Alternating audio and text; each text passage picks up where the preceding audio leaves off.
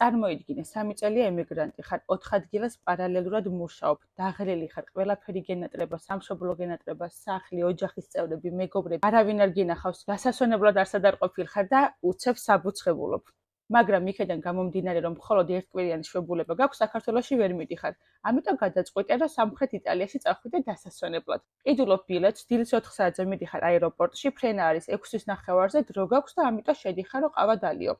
ყავას სვამ, პარალელურად ინსტაგრამზე მეგობრებს უზიარებ შენს ემოციებს ამ პირველ ფრენასთან დაკავშირებით. ამ დროს სადაც ამოწმებ, მიდიხარ, რომ რეგისტრაცია გაიარო, თვითმფრინავში ახვიდე და დატკბე შენი დამსახურებული შვებულებით. და აეროპორტის თანამშრომელი გეუბნება, რომ თვითმფრინავი უკვე გაფრინდა. 5 წუთის წინ, როცა შენ მშვიდად ყავას სვამდი და სტორებს იღებდი ინსტაგრამისთვის. ჩამოჯექი, რაღაც უნდა მოგიყვეთ, მე სალომე ვარ და ეს ჩემი ისტორია. მე კი აეროპორტების მეშინია. ძაბავს, აეროპორტი, ჩეკინი, კონტროლი, ყველაფერი მძაბავს. აი რომ შემეძლოს 8 საათი მატარებლით ვივლიდი და აეროპორტში არ შევიდოდი. მე აეროპორტები სტრესავს. ვიბნევი და ყველაფერი მემართება, რაც შეიძლება რომ დამემართოს. მაგრამ გავაგრძელოთ ისტორიის მოყოლა. არასწორად წავიკითხე, გეითი იკეტებოდა 5 საათსა და 45 წუთზე და თვითმფრინავი მიფრინავდა 6 საათსა და 15 წუთზე. მე წარმოვიდგინე, რომ 6 საათსა და 15 წუთამდე დრო მქონდა, ამიტომ ის ნახევარი საათი ძალიან მშვიდად ვიღებდი სტორებს, ვდებდი ვიდეოებს, სვამდი ყავას, როცა ჩემი თვითმფრინავი მიდიოდა. არა და აეროპორტში 2 საათით ადრე მივედი. ოკეი, აქ რა ხდება? აქ ხდება 5 წუთიანი ტირილი. გააცრება, რომ მე ვერ გავფრინდები. ნაყიდი მაქვს გაფრენის ბილეთიც და გამოფრენის ბილეთიც. სულ მოქვს 5 დღიანი დასვენება, ახლა რო არ წავიდე და ხვალ რო წავიდე, უკვე 1 დღეს ვკარგავ, პლუს ამას ძალიან ძვირი ღეს ბილეთი მეორე დღისთვის. გარდა ამისა, აქ უკვე ფულზე მნიშვნელოვანი დროა, რადგანაც სულ 3 დღე მრჩება დასასვენებლად და არა 5 დღე. ამიტომ ვიქცევი შემდეგნაირად. მივდივარ სალაროში და ვეუბნები, სად შეიძლება გავფრინდე უახლოეს აეროპორტში, რომ მოვხვდე ქალაქ ბარში. მეუბნებიან, რომ 110 ევროს დამატების სანაცვლოდ შენ შეგიძლია გახლავე გადაფრინდე ბრინდისში, რომელიც ბარიდან დაახლოებით 2 საათის გზაზეა. ვეუბნები, ოკეი, წავიდეთ ბრინდისში. წარმოდგენა არ მაქვს, სად არის ქალაქი ბრინდისი, მაგრამ ვიცი, რომ სამხრეთით არის და ვიცი, რომ ქალაქ ბართან ახლოს არის. ამიტომ 10 საათიან რეისზე ვიყიდე ქალაქ ბრინდისის ბილეთი. მე გადავიხადე დამატებითი 110 euро. მოვიდე ჩასხდომის დრო, ძალიან მშვენივრად გავიარე, იმიტომ რომ უკვე ის შეცდომა დაშვებული მაქვს. ავედი თვითმფრინავში, დავჯექი, დავიძინე და 1 საათში ვიყავი ქალაქ ბრინდისში. შემდეგ ვარკოვ თუ როგორ შეიძლება მოვხვდე ქალაქ ბარში. ჩამოვედი ბრინდისის აეროპორტში, მივედი მატარებლების სადგურში, ვიყიდე მატარებლის ბილეთი და ის 1 საათი, რაც დარჩენილი მქონდა, წავედი ქალაქი ბრინდისი დავათვალიერე. მოვიდე ჩასხდომის დრო და გავეშურე ქალაქი ბარისკენ. ქალაქი ბარიდან უნდა წავსულიყავი ქალაქ მატერაში, იმიტომ რომ ჩემი დანიშნულების ადგილი იყო ქალაქი მატერა.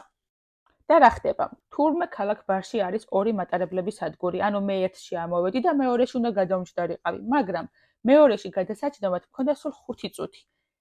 ძალიან ბევრი ვირბინე, რადგან აზრზე არ ვიყავი, რომელი ბაქანი, სად, როგორ, რანაირად, თან სხვანაირი მომსახურების სისტემა იყო, საერთოდ ჩვენთან პიზაში სულ სხვა მომსახურება, ანუ იქ უნდა დაგესკანერებია, არასწორ კარებში არ გატარებდა. მთელი ომი გავიარე, ვიპოვე ვიღაც 2 გოგო, დავმეგობდი და იმათთან ერთად წავედი ქალაქ მატერაში. და საბოლოოდ ჩავაღწიე. ამ ისტორიის დასკვნა რა არის? მე უნდა გავფრენილიყავი დილის 6:10 წუთზე ქალაქი პიზიდან ქალაქ ბარში და შემდეგ საათნახევარში ვიქნებოდი ქალაქ მატერაში. ანუ მე 10 საათზე უკვე უნდა ყოფილიყავი ქალაქ მატერაში. ამის ნაცვლად მე მატერაში ჩავედი საღამოს 5 საათზე.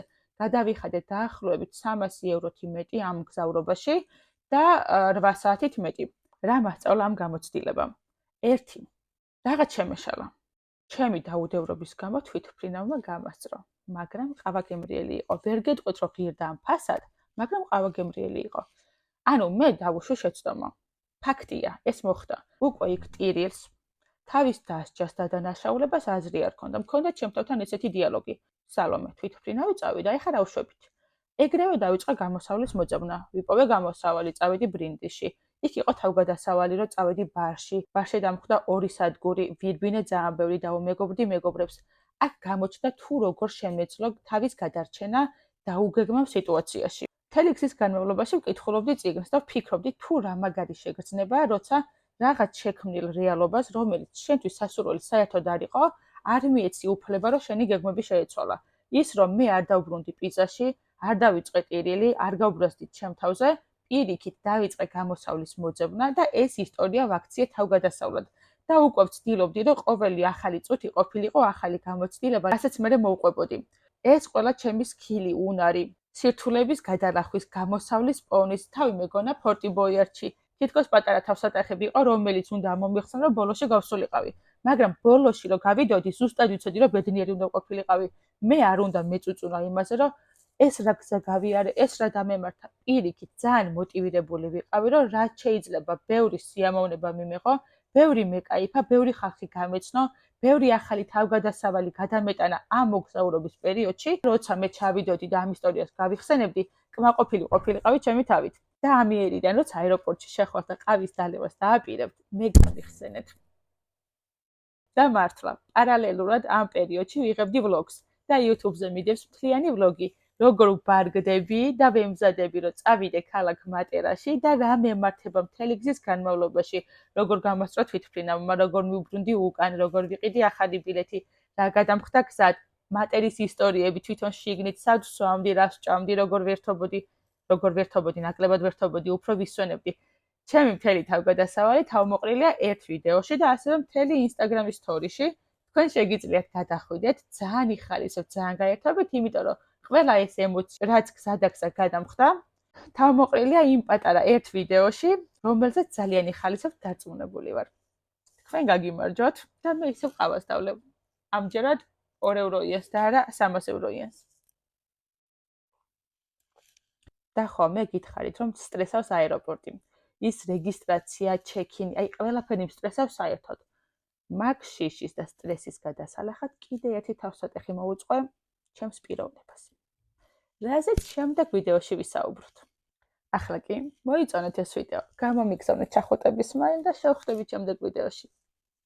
შენ უნდა მიიღო ცხოვრებისგან ის, რასაც იმსახურებ.